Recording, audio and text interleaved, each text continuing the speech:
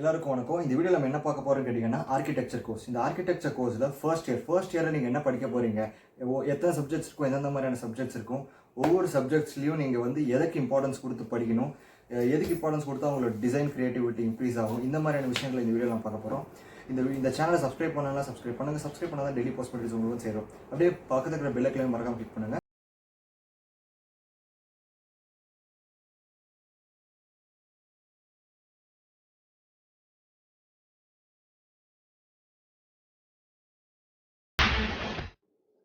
So architecture கோர்ஸில் நீங்கள் first இயரில் என்ன படிப்பீங்கன்னு கேட்டிங்கன்னா, ஒரு 8 சப்ஜெக்ட் இருக்கும் ஒவ்வொரு செமஸ்டருக்கும்.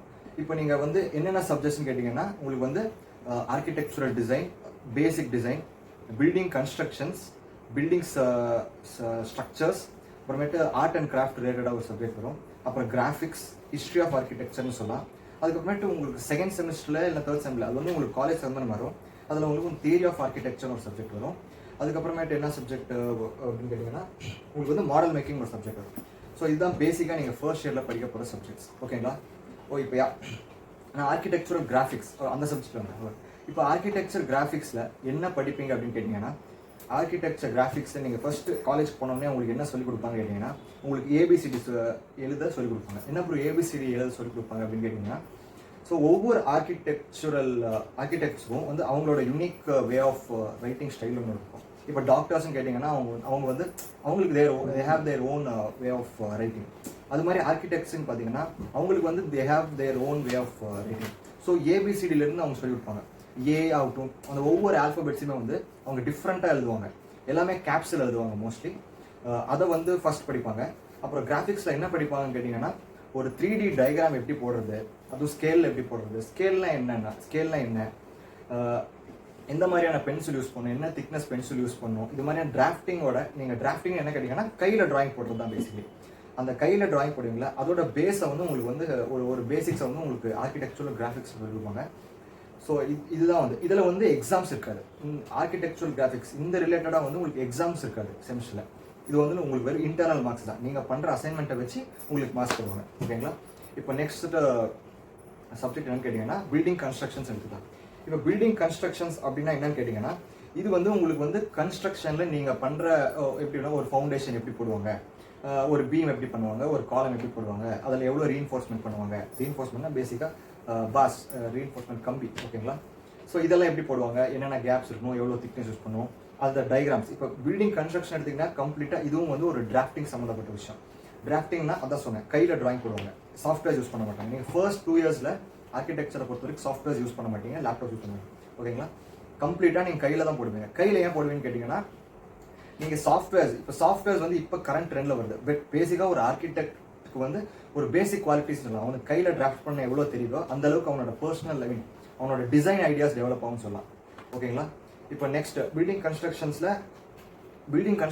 சப்ஜெக்டில் வந்து டிராஃப்டிங் சம்மந்தப்பட்ட விஷயம் இல்லைங்களா? அதில் உங்களுக்கு வந்து ஒரு ஒரு ஒரு ஒரு ஒரு கிட்டிஷன் சொல்ல முடியாது, ஒரு பேசிக் என்னன்னா, உங்களுக்கு பென்சிலை எப்படி சீவதுன்னு சொல்லி கொடுப்பாங்க. ஷார்ப்னர்ஸ் யூஸ் பண்ணக்கூடாது, இரேசர்ஸ் யூஸ் பண்ணக்கூடாது.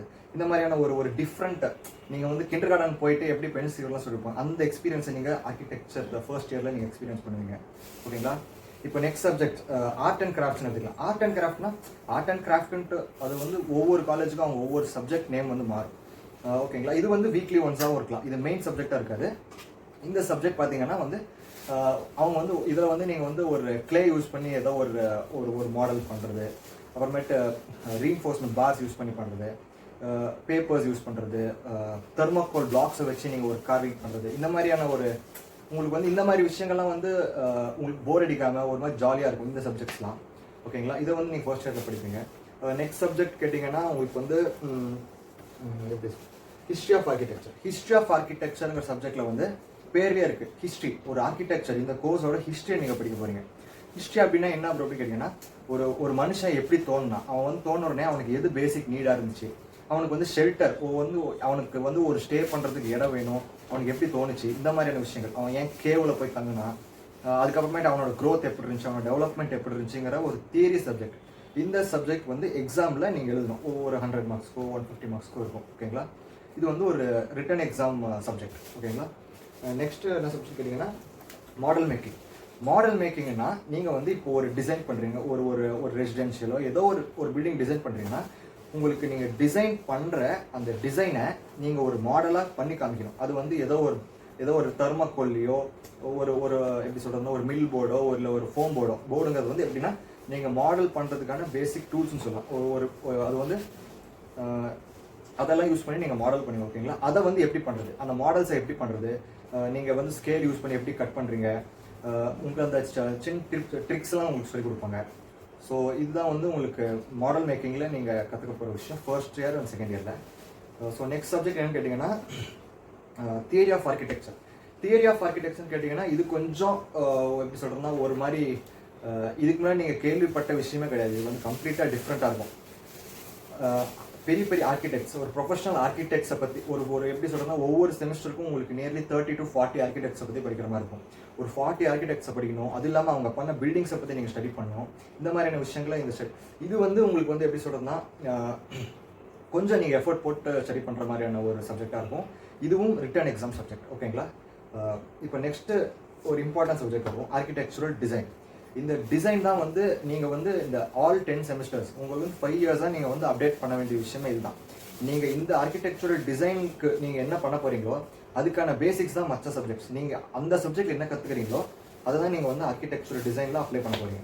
ஸோ நீங்கள் ஃபர்ஸ்ட் செமஸ்டரில் என்ன டிசைன் பண்ண போகிறீங்க அப்படின்னு கேட்டிங்கன்னா உங்களுக்கு வந்து ரொம்ப பேசிக்ஸாக ஃபர்ஸ்ட் டிசைன்னா என்னங்கிறத உங்களுக்கு சொல்லிக் கொடுப்பாங்க.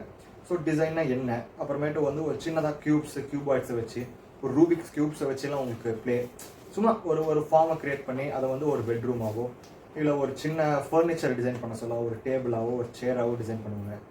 உங்களுக்கு வந்து எடுத்தோடனே டிசைன்லாம் பண்ண சொல்ல மாட்டாங்க. உங்களுக்கு வந்து ஒரு ஃபர்னிச்சரில் ஆரம்பித்து அதை மெஷர் பண்ணி மெஷர்மெண்ட் எப்படி எடுக்கிறது, அதை எப்படி நம்ம ட்ராயிங்காக கன்வெர்ட் பண்ணுறது, ஷீட்டில் எப்படி ஷீட்டுன்னா நீங்கள் வந்து கையிலே போடுவீங்க. டிராஃப்டிங் பேசிக்கலாக நான் சொன்ன மாதிரி எல்லாமே நீங்கள் கையில் தான் பண்ணுவீங்க.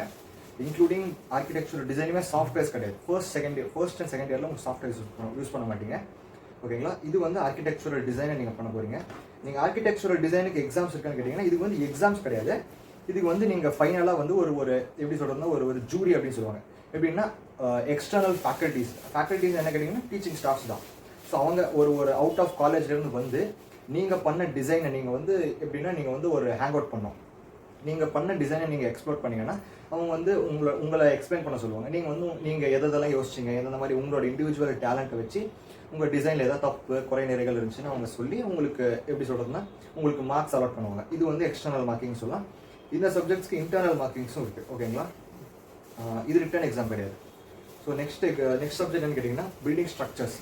இது பில்டிங் ஸ்ட்ரக்சர்ஸ்ன்ட்டு சொல்லுவாங்க ஒரு சில காலேஜஸ் வந்து மேத்தமேட்டிக்ஸ்னே ஒரு சப்ஜெக்ட் இருக்கும். +2 முடிச்சதுக்கு அப்புறமேட்டும் உங்களுக்கு +2ல நீங்கள் என்ன படிச்சிங்களோ அதோட அப்டேட்டட் வெர்ஷனாக வந்து நீங்கள் காலேஜஸில் ஒரு ட்ரிக்னாமெட்ரி இந்த மாதிரியான சப்ஜெக்ட்ஸும் ஒரு சில காலேஜஸ் அண்ட் ஒரு சில யூனிவர்சிட்டிஸ் கீழே வர காலேஜஸ் வந்து ஃபர்ஸ்ட் இயர்ஸில் மேத்தமெட்டிக்ஸ்னு சொல்லி கொடுக்குறாங்க.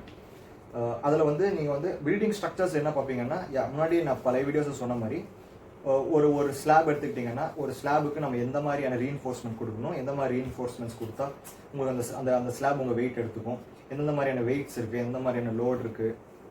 ஒரு பில்டிங் வந்து உங்களுக்கு ஸ்ட்ரக்சரல் வைஸாக நிற்கணும். இந்த பில்டிங் ஸ்ட்ரக்சர்ஸுங்கிறது வந்து ஒரு ஆர்கிடெக்சரல் சப்ஜெக்ட் கிடையாது, இது வந்து ஒரு இன்ஜினியரிங் சப்ஜெக்ட். இதில் தான் வந்து உங்களுக்கு மேத்தமெட்டிக்கல்ஸ் கேல்குலேஷன்ஸ்லாம் வந்து கொஞ்சம் ஜாஸ்தியாக இருக்கும்.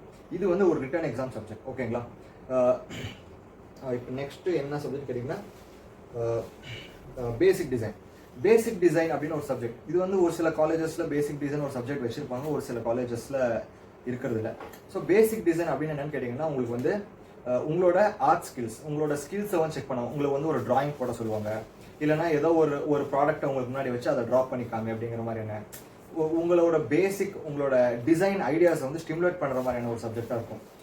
ஒரு ஃபர்னிச்சரை நீங்கள் டிசைன் பண்ணுற மாதிரியும் இருக்கும். இந்த மாதிரியான ஒரு பேசிக்ஸ்லாம் நீங்கள் வந்து இந்த பேசிக் டிசைனில் பண்ணுவீங்க. இதுக்கும் எக்ஸாம்ஸ் இருக்கான்னு கேட்டால் இதுக்கும் எக்ஸாம்ஸ் கிடையாது. இது கம்ப்ளீட்டாக ஒரு இன்டர்னல் மார்க்கிங் சப்ஜெக்ட்னு சொல்லலாம் ஓகேங்களா. ஸோ இப்போது இவ்வளோ தான் சப்ஜெக்ட்ஸ். நீங்கள் இதை தான் பேசிக்காக பார்ப்பீங்க.